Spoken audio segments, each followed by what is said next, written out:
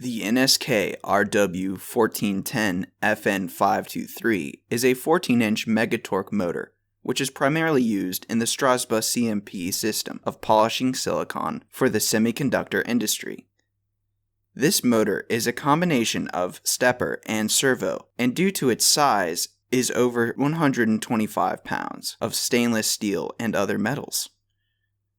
This motor control is matched with the EP1410AF3 series of megatorque motor controllers, and with this combination, the Strasbaugh polishing head had tight control and large amounts of torque for polishing. This motor came to us with crushed connectors and a bad bearing, which we replaced and then tested on one of our in-house NSK drivers as shown in the video. ERD has rebuilt hundreds of NSK motors, and this megatorque is the largest of the series. We break down the entire motor for cleaning, and after replacement of the main bearing, we perform a full alignment. Thanks for checking out the video. Subscribe to ERD TV for more videos of our repairs.